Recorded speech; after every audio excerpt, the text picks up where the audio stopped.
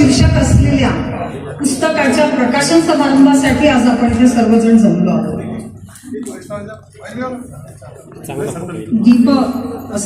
दीपाचं काम करतात, आपल्या आयुष्यात उजेड आणण्याचं काम करतात.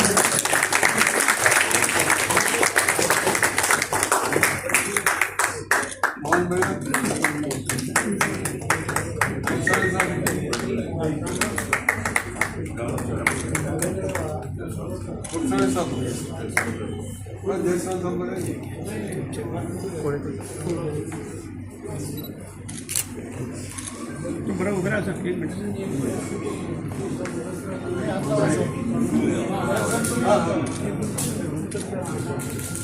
हम सब एक पंछी डाल के एक ग्रुप फोटो घेऊ.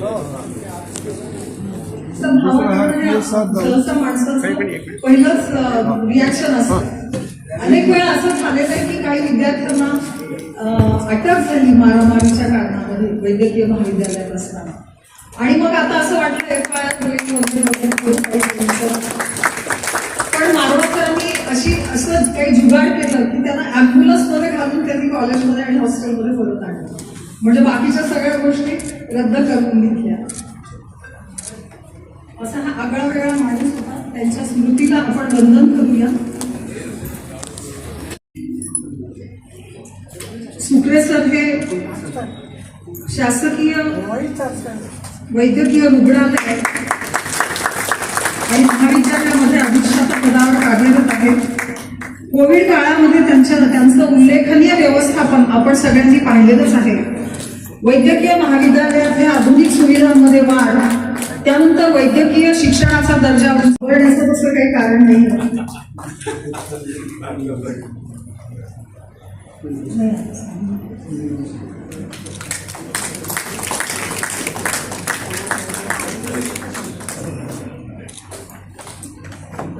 डॉक्टर PS जयस्वाल यांचं स्वागत, जयस्वाल सरांचं स्वागत करायचं.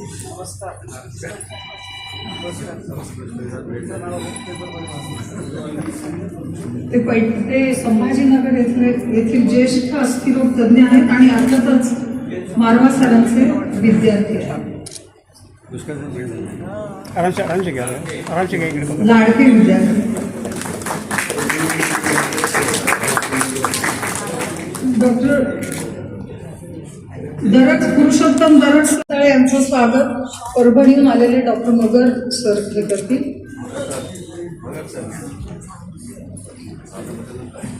त्यांचे सगळेच विद्यार्थी आहेत. विद्यार्थी लाडकेच असतात. त्या लाडकेपणात किती कमी अधिक होतं हे मी काही सांगू शकणार नाहीये. त्यानंतर डॉक्टर भगवान महाजन यांचं स्वागत डॉक्टर सारस्वती यांनी करावं अशी त्यांना. ते जालन्याहून इथे खास समारंभासाठी आहे.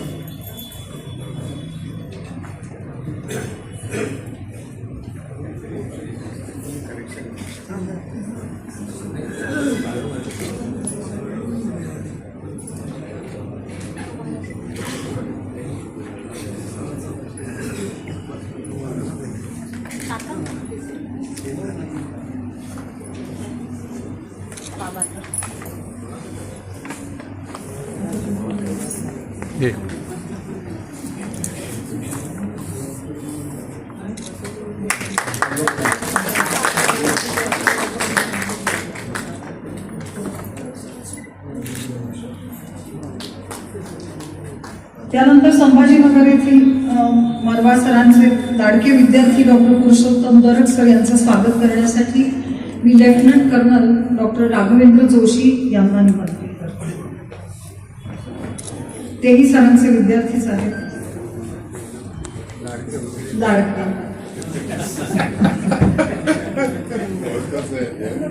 लाडके हा शब्द खूप वेळा ऐकावं लागणार. सगळेच लाडके लाडकी बहीण सगळेच लाडके. आज इथे आपल्या स्वागत गीत सादर करणारे श्री प्रसाद साडेकर यांचं स्वागत श्री दरड यांनी करावं अशी विचारलं. प्रशांत साडेकर सर.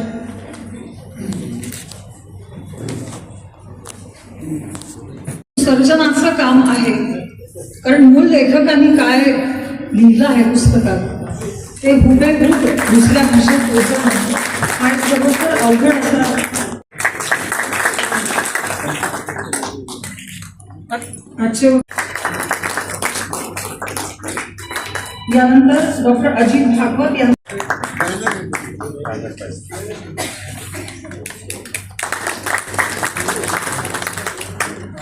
मध्ये सुद्धा अनुवाद झालेला आहे आणि तो अतिशय नावाजला गेलेला आहे मुख्य म्हणजे, आणि अतिशय रसाळ प्रवास आमच्यावर कायम आहे असं वाटतं.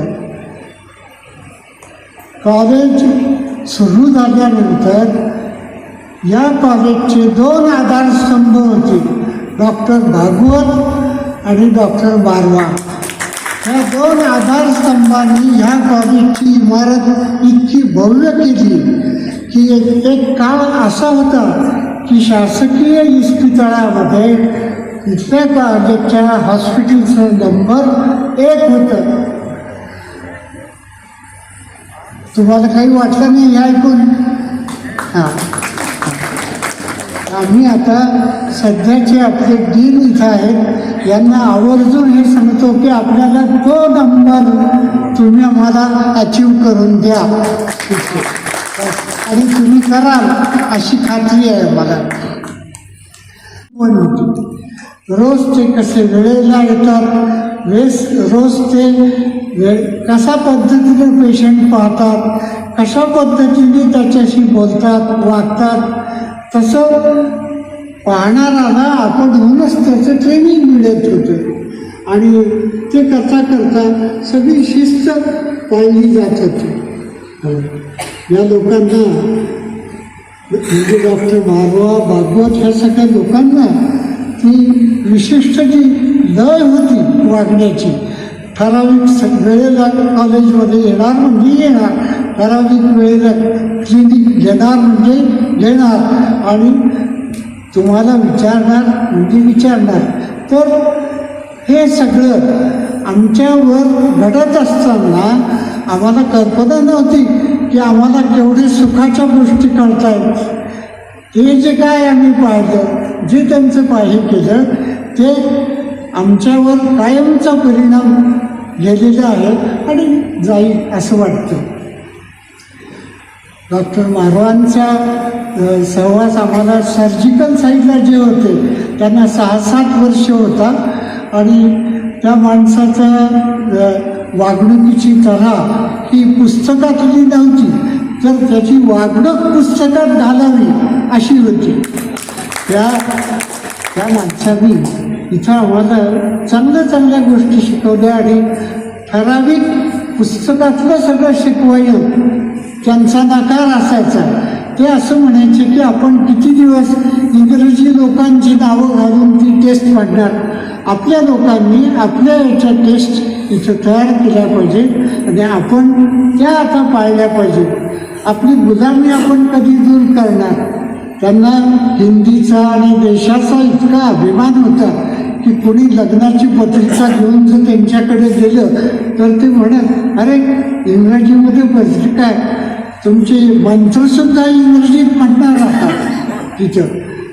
ते सोडत नसत बोलायला असं. आणि दुसरं असं की त्यांना फार शिस्त आवडायची, कपडे ठराविकच स्वच्छ कपडे आवडायचे. एकदा मी आणि माझा मित्र आम्ही सारखीच 2 बुशर्ट घालून हिंडत होतो. तेवढे जरा फोटो निकाल देता तुम्हाला. फोटो काढला आमचा. आम्हाला वाटलं आमच्या सर्जरी त्यांना फार आवडली. म्हणजे सर आपको होना ऐसा नहीं भाई, मेरे लिए तो मेरी बीवी बहिनी साल भर में 2 शर्ट सिलवाती है, वही मैं पहनता हूँ. तर कशी माणसं होती, अशी माणसं होती. आणि त्यांना प्रत्येक विद्यार्थ्याच्या घराची चांगली माहिती असायची, त्याच्या आईवडिलांची माहिती, त्याचं स्वतःची वागणूक कशी आहे ती असायची. एकदा मित्राच्या म्हणण्याखातर मी सिगारेट प्यायला लागलो. एकदम म्युन्सिपल लाईटमध्ये आलो तर समोर डॉक्टर मारवा आणि मिसेस मारवा, ते काय धांदल झाली माझी सगळी. मिसेस मारवा म्हणाल्या, अरे तुम अच्छे घर के लगते हो, फिर ये क्यों? ये नहीं होना तुमको. एक वादा करो, 1 महीना सिगारेट हाथ में नहीं लेने की, और तुम खुद मुझे फोन करोगे, एक बार इधर आओ करके. उस दिन मैं फोन खुद पकाऊंगी सब, और बड़े बड़े घर में बनाए गुलाबजाम मुझे खिलाए. आता तुम्ही सांगा, त्या गुलाबजामच्या पुढे सिगारेटची काय मजा आहे? त्याला कधीच ते धरलं नाही. तर अशी माणसं होती. त्यांना घरातले कोणाची माणसं कोणाचं लग्न ठरवायला आली असं वाटलं तर ते बोलावत त्यांना, अरे इसकी शादी अभी मत करो, इसकी पढ़ाई होने दो, तब इसकी शादी करो. म्हणजे हा जो त्यांना कन्सर्न होता विद्यार्थ्याबद्दलचा, तो त्या काळातल्या पिढीचाच होता. आणि ती सगळी पिढी आम्हाला शिकवणारी ही एका नैतिकतेच्या दोरीनं बांधलेली होती सगळी. त्यांना काही मुद्दाम काही सांगत नव्हते, काही नव्हते. आणि डॉक्टर मारवांचं व्यक्तिमत्व असंच होतं की लोक मानायचे त्यांना. लाईन सोडून कोणी माणूस आतमध्ये बसला की ते त्याला हाताला धरून बाहेर बसवे, क्या बेवकूफ होतो असं म्हणायचे त्याला. आणि मग तो लाईनमध्ये आल्यावर, मुझे माफ करना लेकिन इतने लोग क्या गधे हैं, वो लाईन में बैठे हैं, तुम लाईन में आओ. आणि फार कडक पाळायचे. 1-2 वेळेला मंत्री ॲडमिट झाले पाठदुखी म्हणून, तर डीन साहेबांचा फोन आला की तुम्ही त्यांना बघाल का तिथे जाऊन. तर ते म्हणाले, आज माझा दिवस नाही आहे, माझा दिवस दुसरा आहे, आज ज्या डॉक्टरचा दिवस आहे त्यांना बोलवा, ते पाहतील. जर त्यांना माझी गरज वाटली बोलवायची तर ते बोलावतील. मी जागा तयार निखिल त्यांचा हे नाही. शेवटी वॉर्डमध्ये त्यांना घेतल्यानंतर ते गेले. खूप वेळ हसत खेळत त्यांच्या गप्पा झाल्या, पण ते त्यांचा हे प्रोटोकॉल मोडून काही गेले नाहीत. इथे के शहा म्हणून आरोग्यमंत्री होते, त्यांनी मोबाईल हॉस्पिटलची स्कीम सुरू केली आणि औरंगाबादला पहिलं करायचं. आणि तिथं ते येथील त्याच दिवशी ऑपरेशन झालं पाहिजे अशा तऱ्हेची अट त्यांनी डीनला घातली. डीनने सांगितलं त्यांना, हे नाही हो सकता. डीन म्हणाले, केंद्रीय मंत्री आहेत, नहीं हो सकता ऐसा क्या है? देखिए साहब, जहाँ हम ऑपरेशन करते हैं उस जगह का स्वाब हम 3 बार निकालते हैं, वहाँ पे कोई जंतु नहीं, इसकी खातिरी करते हैं, तभी ऑपरेशन करेंगे. वो अगर 3 दिन रुकेंगे तो हम करेंगे, नहीं तो उसको कुछ हो गया तो वो जिम्मेदारी हमारी ऊपर नहीं. गप्प बसले सगळे. म्हणजे मुद्दाम कोणाचा अपमान करायचा नाही, पण मुद्दाम नियम पाळायचा कसंही करून, असा जे स्वभावामध्ये गोष्टी होती. कित्येकदा असं होतं. आणि तशी फार सहानुभूती होती. विद्यार्थ्यांची एकदा मारामारी झाली, पोलिसला बोलावण्यात आलं आणि टाका म्हणे यांना सगळ्यांना. तर ते आले, मारवा आले. ते म्हणजे टाकू नका साहेब, हे सगळे डॉक्टर होणारे, यांच्या नावावर जर 1-1 दिवसाचं कैदीचं कलम लागलं तर त्यांचं आयुष्य धोक्यात येईल, यांना कुठंच मिळणार नाही. मग त्यांनी मान्य केलं आणि सगळ्यांना, आमची मुलं आहेत, आम्ही बोलतो त्यांना काय करायचं ते. मग त्यांना सगळ्यांना मन सोडून गेलं. तर अशा तऱ्हेची माणसं, शिस्त पाळणारी, करणारी. आणि पेशंट हा त्यांचा मध्यभागी असायचा. पेशंटला ताप येतो उन्हाळ्यामध्ये फार लवकर, म्हणून इथर वापरायचं नाही, मग लवकर ऑपरेशन करायचं. 5 वाजता आम्ही ऑपरेशन थिएटर सुरू करायचं आणि 10 वाजता सगळं संपल्यावर पेशंटच्या बरोबरच नाश्त्याची ट्रॉली आमची यायची. आणि ते सांगायचे की ट्रॉलीनी आपली ट्रॉली सर्व करणाऱ्या लोकांच्या तब्येती चांगल्या झाल्या आणि तुम्ही असे आहात. याचं कारण काय, ते मध्ये खाल्लं जातं. याच्यावर तुम्ही लक्ष ठेवा. किती बारीक लक्ष. मग आम्हाला आमच्या बरोबर ते हॉलमध्ये बसत आणि नाश्ता तिथंच आम्ही बरोबर खात असू. तर हे सगळं करणं हे काही दिखाऊपणाचं नव्हतं. हे त्यांच्या मनापासून करणाऱ्या ते गोष्टी होते. त्यांना सगळ्या गोष्टीची आवड होती, पण सगळ्यात जास्त आवड त्यांना पांढरा ॲप्रन, स्वच्छ, बस सगळ्यात आवडता ड्रेस त्यांचा.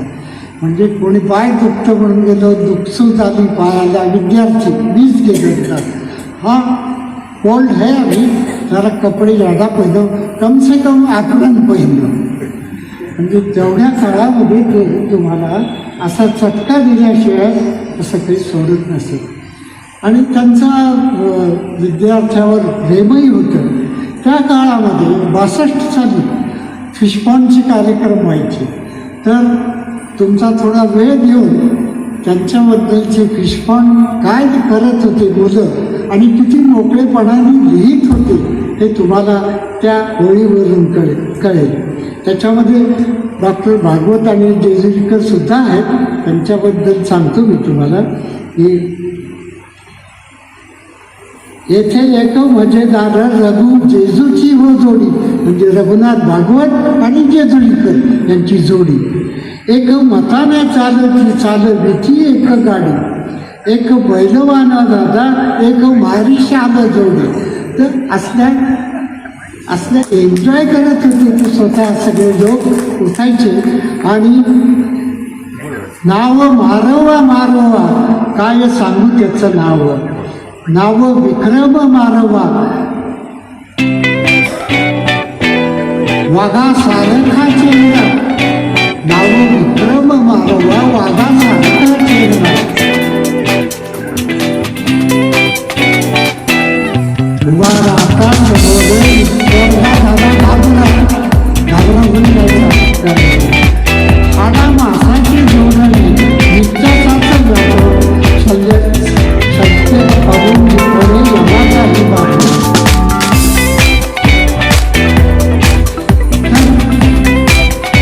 हे आमचं राष्ट्रवादी जे आहे ते जसं 8 दिवसाचे बाबत लागतात तसं लावलं. त्यांची सर्वांनी कदाचित म्हणायची काय पद्धत असते का ती त्या पद्धतीची करायची. त्या काळामध्ये असं सगळं होतं जे करत होतं. त्या माणसाची जी वळण होतं त्या लोकांचं ते अद्वितीय होतं. आणि आता आम्हाला कोणी म्हणाले की त्यांचं इतकं जुनं झालेलं पुस्तक आता तुम्ही मराठीमध्ये करता. पुस्तक जुनं होत नसतं. एक इंग्रजी वाक्य आहे की सेड असं काही म्हणतात. Some say it begins to live that day. ज्या दिवशी त्या शब्द जगायला सुरुवात करतो म्हणून कोणतंही शब्द हे जुनं नाही, काही नाही. त्यामुळं या त्यांच्या लिखाणाचं मराठीमध्ये आपण केल्यानंतर आणि जे अत्यंत चांगलं केलेलं आहे मायाबाईंनी, त्याचं स्वागत कराल आणि आवडेल तुम्हाला. आणि आपल्या सगळ्यांना त्याची एक प्रत देणार आहोत आम्ही विनामूल्य, ती आपण वाचावी अशी आमची इच्छा आहे. आपण आल्याबद्दल आणि माझं घोषण प्रास्ताविक इतकं लांबल्याबद्दल तुम्ही क्षमा कराल अशी माझी इच्छा आहे. एका उत्तुंग व्यक्तीच्या लिहिलेल्या आई गुणाची आजारी होती या पुस्तकाचं प्रकाशन सर्वप्रथम झालं असं मी या ठिकाणी जाहीर करतो. व्यासपीठावर उपस्थित असलेले मान्यवर नागपूरचे संपादक श्री चंद्रकांतजी रागेड साहेब, डॉक्टर PS जयस्वाल साहेब, त्याचप्रमाणे आपल्या सर्वांचे आवडते doctor Chetan Mahajan sir, doctor PM Darak sir, त्याचप्रमाणे doctor Suresh Kursale sir, doctor Jaiswal sir आणि सर्व मान्यवर या समोर बसलेले मला असं वाटतं की या सर्वांमध्ये मी ज्युनियर आहे आणि आपण सर्वजण या ठिकाणी महाराज सरांच्या काळातले अनेक जण त्यांच्यासोबत काम केलेले. आत्ताच सरांनी सांगितलं की त्यांच्यासोबत पहिल्या बॅचमध्ये आदरणीय महाराज सर आणि डॉक्टर भागवत सर या ठिकाणी होते. आणि ज्यावेळेस आपल्याला छत्रपती संभाजीनगरच्या शासकीय वैद्यकीय महाविद्यालयाची सुरुवात झाली 1956मध्ये, त्या कॉलेजची सुरुवात जी आहे आपल्याला माहीत आहे सर्वांना की निजाम बंगलोमध्ये झाली. नंतर त्यानंतरच्या पुढच्या बॅचेस या नागपूरला आणि हैदराबादला सुद्धा काही पुढच्या सेकंड इयर आणि थर्ड इयरच्या क्लिनिकल याच्यासाठी पाठवण्यात आल्या होत्या. आणि या वैद्यकीय महाविद्यालय असेल, रुग्णालय असेल, या ठिकाणी एक समृद्ध वारसा जपणारी ही जी मंडळी त्या ठिकाणी होती. आणि त्यामुळं या पुस्तकाच्या माध्यमातून माया महाजन मॅडम यांनी अत्यंत हृदयस्पर्शी आणि मारवा सर काय प्रकारचे व्यक्तिमत्व होते, त्यांचा स्वभाव कसा होता, त्यांनी त्यांच्या क्षेत्रामध्ये काय काम केलेलं एक अत्यंत चांगल्या शास्त्रीय भाषेमध्ये त्या ठिकाणी वर्णन केलेलं आहे. आणि मला असं वाटतं की ही जी आता आमची नवीन पिढी आहे, ह्या नवीन पिढीचं भवितव्याचा मूलभूत पायाच, बेसिक पायाच मला असं वाटतं या सर्व मंडळींनी रचलेला आहे. मी जर या महाविद्यालयांचे जे काही विद्यार्थी आहेत, माझे विद्यार्थी आहेत, त्यांच्याविषयी एका जर बघितलं तर आपण निश्चित अनेक पुस्तकं त्या ठिकाणी होतील. आणि त्यांना निर्माण करणारी मंडळी म्हणजे डॉक्टर विक्रम मारवा सर, डॉक्टर भागवत सर, त्यांचे सुपुत्र या ठिकाणी आहेत. अनेक मान्यवर या ठिकाणी आहेत. बोरगावकर सर आहेत, त्यानंतर बर्दापूरकर सर आहेत. असे कितीतरी नावं घेता येतील त्यांच्या विद्यार्थ्यांची, त्यांच्यासोबत काम केलेल्या मित्रांची. आणि माया महाजन मॅडमनी या पुस्तकामध्ये त्यांच्या मारवा सर कसे आदर्श होते. त्यांनी पद्मश्री तर त्यांना मिळालाच, परंतु आता मी जयस्वाल सरांशी बोलत होतो की त्यांना BC रॉय अवॉर्ड सुद्धा मिळालेला आहे. आणि BC रॉय जे हे त्यांचे सरांचे गुरु होते, शिक्षक होते.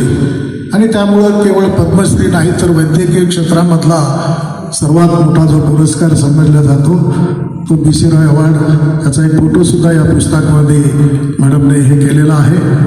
आणि मला असं वाटतं की आज या ठिकाणी आपल्याला निश्चित त्यांच्यापासून खूप काही घेण्यासारखं आहे. आमच्यासारख्या मंडळीसाठी मी जरी अधिष्ठाता म्हणून काम करत असलो तर त्यांनी जो पाया त्या ठिकाणी, त्यांची जी शिस्त होती, त्यांचा जो कडकपणा होता.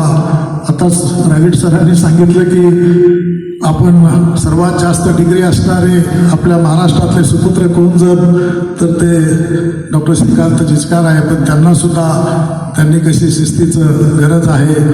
आणि त्यांना सुद्धा केबिनमधून बाहेर पाठवलं होतं किंवा डीननं सांगितलं आहे की आता तुम्ही ह्या पेशंटला जाऊन बघा. तर त्यावेळेस त्यांनी जे आठवण सांगितली की आज माझा दिवस नाही आणि आज मी बघणार नाही.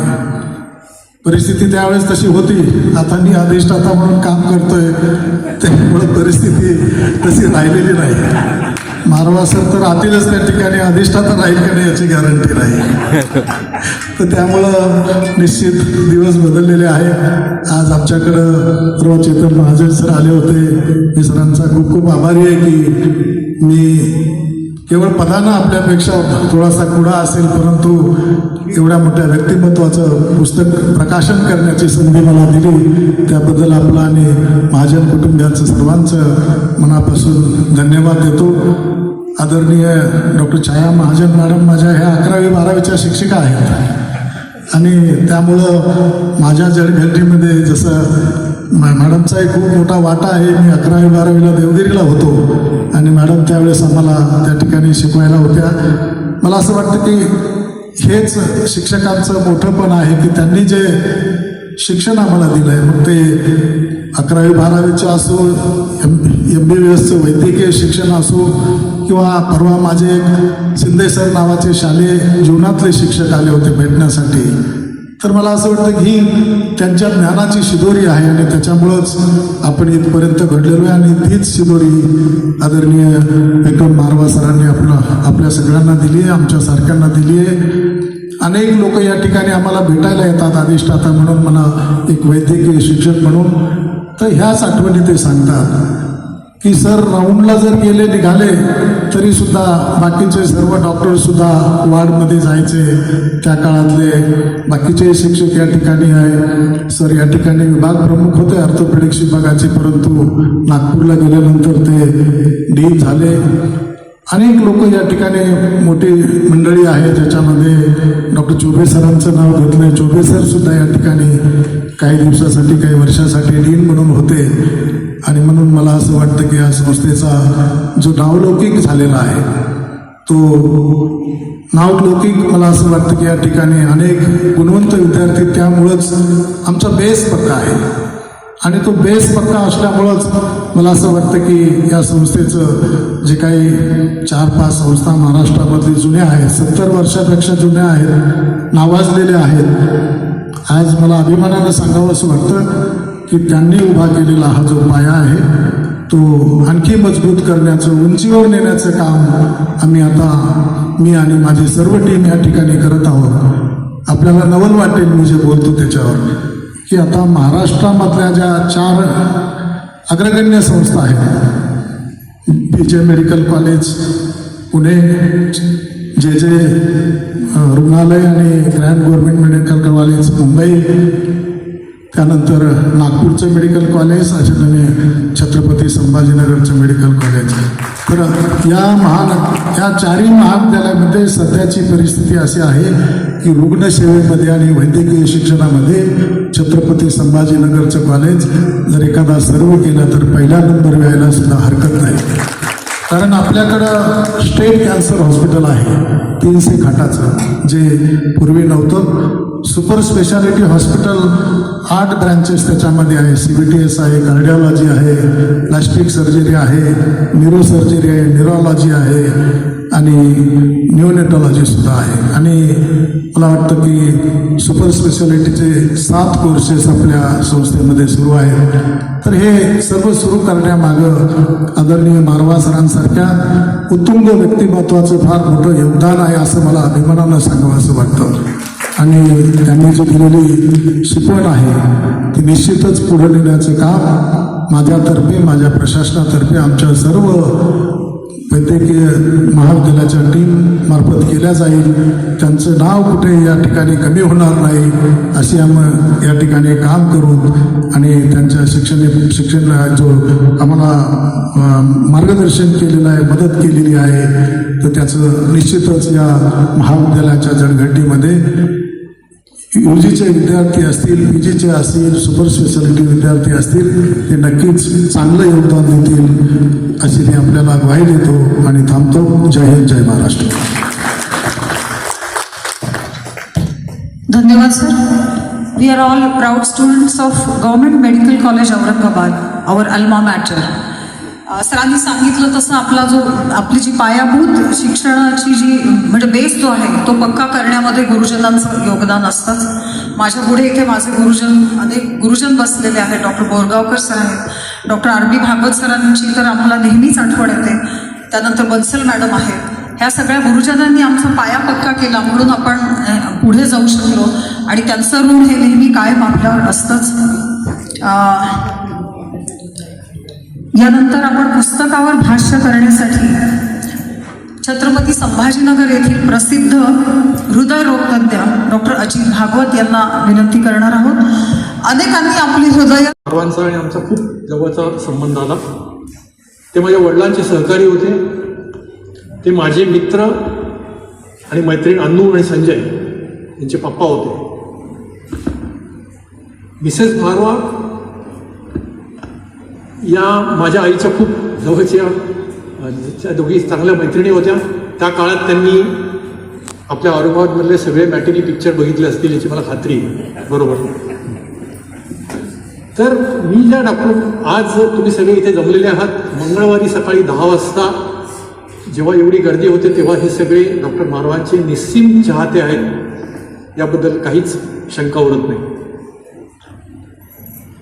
तर डॉक्टर मारवांच्या मी ज्या आठवणी सांगणार आहे त्या काही मी स्वतः अनुभवल्या आहेत आणि काही माझ्या वडिलांनी सांगितलेल्या आहेत, काही त्यांच्या स्टुडंट्सनी सांगितले आहेत की जे आमच्या घरी नेहमी यायचे.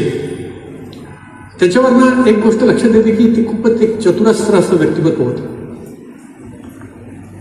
त्या काळामध्ये म्हणजे 1956ला मेडिकल कॉलेज सुरू झालं. त्या काळात जे लोक आले ते सगळे बाहेरून आले, कारण इथे काहीच नव्हतं. त्या काळात doctor Bansal, doctor K D. Sharma, doctor Marwah हे लोक कलकत्त्याहून आले. ह्यांचं शिक्षण कलकत्त्याला झालं. Doctor R D. Lele, doctor Sainani हे लोक मुंबईहून आले. माझे वडील आणि बरेच लोक पुण्याहून आले. नागपूरहून येणाऱ्यांमध्येही बरेच लोक होते, डॉक्टर मिसेस साठे, डॉक्टर मित्रा, डॉक्टर मोगावकर. तर असे सगळ्या बाजूनी सगळ्या दिशांमधून औरंगाबादमध्ये लोक आले. तर त्यावेळी मी जसं सांगितलं की डॉक्टर मारवांचा आणि आमचा शेजारी म्हणून खूप वर्ष संबंध आला. त्यांच्या 2-3 काही त्यांच्या व्यक्तिमत्वाचे पैलू सांगायचे म्हणजे त्यांची खूप तरल विनोद बुद्धी. ते माझे वडील एक त्यांची गोष्ट सांगतात की त्यांचं जेव्हा लग्न झालं तेव्हा त्यांच्या माहेरचे लोक म्हणजे बाहेरचे लोक नाही, त्यांच्या पत्नीकडचे लोक ते म्हणाले ते इतके रडत होते की ते थांबेच ना. शेवटी म्हणे मी गेलो तिथे आणि त्यांना सांगितलं की माझ्यामुळे तुम्हाला एवढा त्रास होत असेल तर तुम्ही हिला ठेवून घ्या. तर ते म्हणे वातावरण इतकं चटकन निवळलं तिथलं आणि सगळं एकदम वातावरण बदलूनच गेलं. तर हा किस्सा मी कधीच विसरणार नाही, माझ्या वडिलांनी सांगितलेला आणि डॉक्टर मारवांच्या बाबतीत घडलेला. दुसरं त्यांच्या कारबद्दल आता बऱ्याच लोकांनी सांगितलं. ते कार चालवायचे, त्यांना जुन्या कार, त्यांची कार जुनी होती, ती सगळीकडे सगळे आवाज करायची, बरीच हॉर्न सोडून सगळे आवाज यायचे असं आत्ताच कुणीतरी सांगितलं. तर ते स्वतः डॉक्टर मारवा एक किस्सा सांगायचे हसून हसून नेहमी. ते एकदा त्यांच्या गाडीने गुलमंडीकडे चालले होते आणि रस्त्यात त्यांना डॉक्टर गुणाले आणि डॉक्टर प्रसादराव भेटले. तर ते मारवा सर त्यांना म्हणाले की तुम्हाला लिफ्ट देऊ का? तर ते म्हणाले नको सर, आम्ही घाईत आहोत. तर हा किस्सा मारवा सर हसून हसून सांगायचे. आणि ही त्यांची विनोद बुद्धी होती. दुसरी त्यांचा एक व्यक्तिमत्वाचा एक महत्वाचा पैलू होता म्हणजे ते त्यांचा ठकास ठकव, उद्धटाशी उद्धट असं रामदासी बाणा होता. आत्ताच लोक बोलले त्याच्याबद्दल. तर एकदम एक मंत्री त्यांच्या ओपीडीमध्ये आले, हे म्हणजे वडिलांनी सांगितलं मला, आणि ते तपासायला सांगितलं. त्यांनी ते खादीचे कपडे घालून वगैरे आले होते. त्यांनी त्यांना शर्ट काढायला सांगितलं. आतमध्ये पाहिलं underwear banian made in England. ते म्हणले वाह साहब, ऊपर से खद्दर, नीचे से मेड इन इंग्लंड. असं डायरेक्ट त्याला बोलून त्यांनी खूपच खजील करून टाकलं.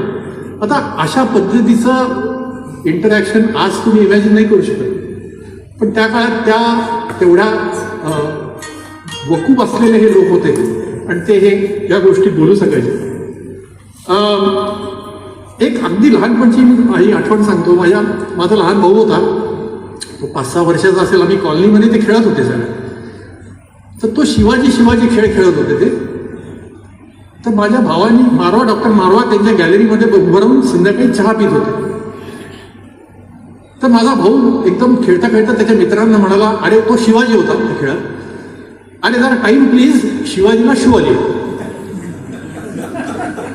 तर डॉक्टर मारवाने त्याचं इतकं हसू आलं प्रचंड की ते माझ्या वडिलांना ते सांगायला आले. आणि नंतर माझा भाऊ 50 वर्षाचा होईपर्यंत त्याला भेटल्यानंतर ते त्याची आठवण करून द्यायचे. तर मारवा जेव्हा आजारी होते तेव्हा माझा भाऊ त्यांना नागपूरला भेटायला गेला. तेव्हा त्यांनी पाहून म्हणाले, क्यों शिवाजी कैसे हो. तर ही त्यांची मेमरी होती आणि ही त्यांची विनोद बुद्धी होती. आत्ताच सांगितल्याप्रमाणे ते थोडे मनस्वी होते. म्हणजे मला अजून आठवत आहे, मी शाळेत असताना लेडीज हॉस्टेल आणि पोलीस कॉलनी याच्यामध्ये काही जागा होती. तर एक दिवशी आम्हाला तिथे ट्रॅक्टर दिसला आणि डॉक्टर मारवांनी तिथे शेती सुरू केली होती. ट्रॅक्टर लावून तिथे त्यांनी गहू लावायला सुरुवात केली. त्यांना शेतीची आवड होती. मला असं वाटतं की त्यांना बहुतेक डीननी ती बंद करायला सांगितली असावी, पण नंतर त्यांच्याकडे गाई म्हशी त्यांनी पाळल्या होत्या. तर ती म्हैस कॉलनीमध्ये लावायची नाही असा त्यांनी नियम केला.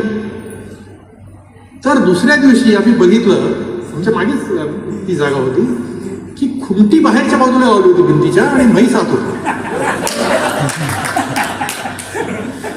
माझ्या मते हे फक्त डॉक्टर मारवाच करू शकतात, दुसरं कोणीही करू शकत. नागपूरला असताना मी पण नागपूरला शिकलो सुरुवातीला, नंतर मी औरंगाबादला आलो. त्या काळात कवी संमेलनं ते भरवायचे. त्या काळामध्ये हुल्लड मुरादाबादी, शहीद चतुर्वेदी, मी तेव्हा नागपूरला स्वतः ती कवी संमेलनं या कवींची ऐकली. तरी मला ती अजूनही खूप आठवतात. त्यात डॉक्टर मारवांचा खूप पुढाकार असावा.